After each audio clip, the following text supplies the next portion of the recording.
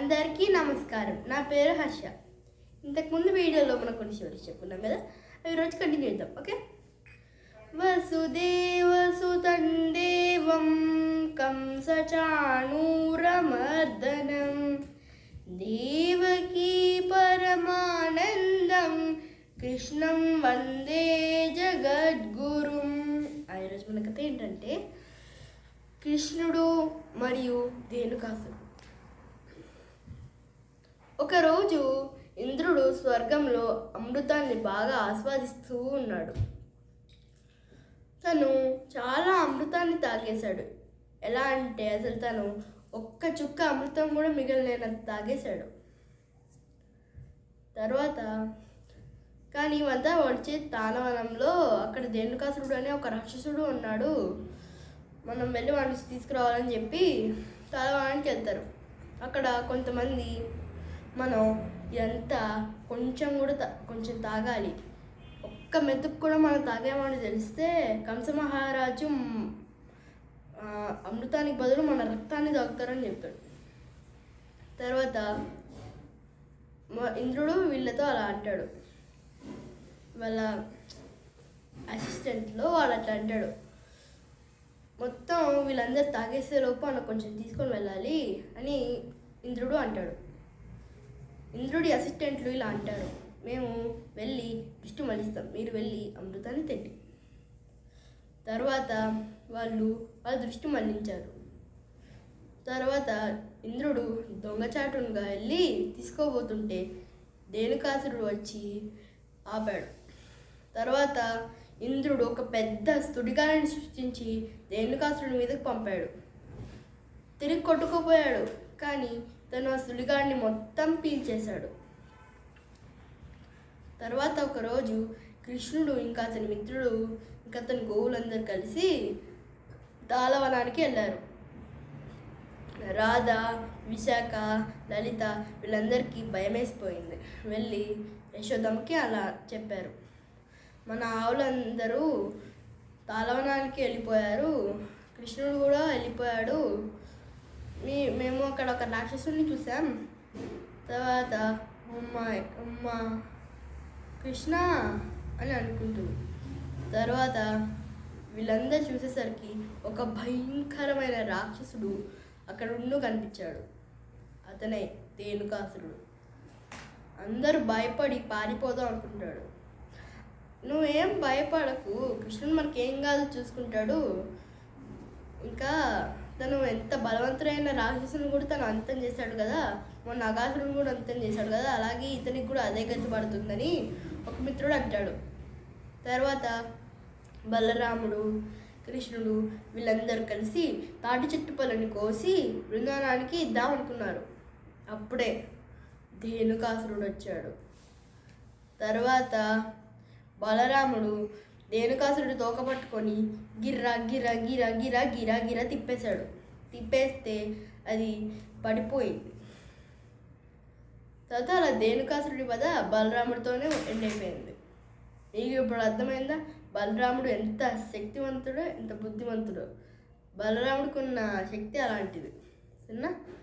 ఇప్పుడు నిప్పు రాక్షసుడు. కృష్ణుడు ఇంకా అతని మిత్రులు కలిసి వనానికి వెళ్ళి ఆడుకుంటున్నారు.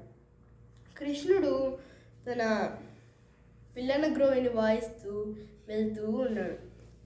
నాకు ఈ పాట వింటే ఎంతో స్వచ్ఛంగా ఉంది కృష్ణ, నువ్వు ఎంత బాగా వాయిస్తావు, అవునా? తర్వాత వాళ్ళందరూ కలిసి ఒక ఆట ఆడుకుంటూ ఉంటారు. అప్పుడే నిప్పు రాక్షసుడు వచ్చి ఆ అడవిని మొత్తం మంటలో కలిపేస్తాడు. అందరూ భయపడిపోతాడు. కృష్ణ కృష్ణ మమ్మల్ని కాపాడు, నిప్పు రాక్షసుడు మమ్మల్ని చంపేస్తాడు అని అనుకుంటాడు. తర్వాత ఆ గోవులు కూడా అక్కడే ఇరుక్కుపోయాయి. మనం వచ్చి ఇక్కడ ఆడుకొని తప్పు చేశాడు అని అనుకున్నారు. తర్వాత కృష్ణుడు ఇలా మధురమైన పిల్లను గ్రోహితో వాటిని మళ్ళీ రప్పించాడు. తర్వాత కృష్ణుడు అందరినీ నేల మీద పడుకోమన్నాడు. ఎలా అంటే, మీరు ఇక్కడ పడుకోండి, మీకు ఇక్కడ ఒక చల్లటి అనుభూతి ఉందని అందరూ ఊహించుకోండి. అని అనుకొని పడుకోమన్నాడు. తర్వాత నిప్పు రాక్షసుడు, నువ్వు నీ చావుని చూడకూడదనే వాళ్ళని అలా పడుకోమన్నావా కృష్ణ? లేదు, నీ చావు వాళ్ళ చూడకూడదని అలా పడుకోమన్నాను అని చెప్పాడు. తర్వాత తన శక్తిని అంతా పీల్చేశాడు కృష్ణుడు అని అలా పీల్చాడు. బాగా పీల్చేసిన తర్వాత నిప్పు రాక్షసుడు కృష్ణుడి నుంచి వదిలేశాడు. సో అలా నిప్పు రాక్షసుడు అలా చనిపోయాడు. ఇప్పుడు మీకు అర్థమైందా ఎలా చనిపోయాడు? సో అలాగే కృష్ణుడు ఎంతోమంది రాక్షసుని చంపాడు. ఇప్పుడు కాళీయ మర్దనం. ఒకరోజు గోకాపురుడు పిల్లలు ఇంకా కృష్ణుడు, బలరాముడు అందరూ కలిసి బంతితో ఆడుకుంటున్నారు. మంచి కాటన్తో చేసిన బాలుతో వాళ్ళు ఆడుకుంటున్నారు. కానీ కృష్ణుడు మాత్రం దాన్ని ఎగరేసుకుపోయేవాడు. ఒకసారి ఒక గోకాపరుడు ఇలా ఆడుతూ ఉంటే ఆ బాల్ నదిలోకి పడిపోయింది. చాలా రోజుల నుంచి యమున విషపూరితమైన నీళ్లుగా మారిపోయింది. అందరూ ఒక గుడ్డుగా నీళ్లు దిగితే చాలు, అంతే వాళ్ళు దేవుడికి ముక్తులైపోతున్నారు, అందరు చనిపోతున్నారు. కృష్ణుడు ఆ బంతి ఎక్కడుందో చూశాడు. వెంటనే అక్కడికి వెళ్ళేసరికి అక్కడ 10 తలల పాముల గొంతులు కనిపించాయి. అవేంటో తెలుసుగా, కాళీయ దగ్గర ఆ బంతి పడి ఉంది.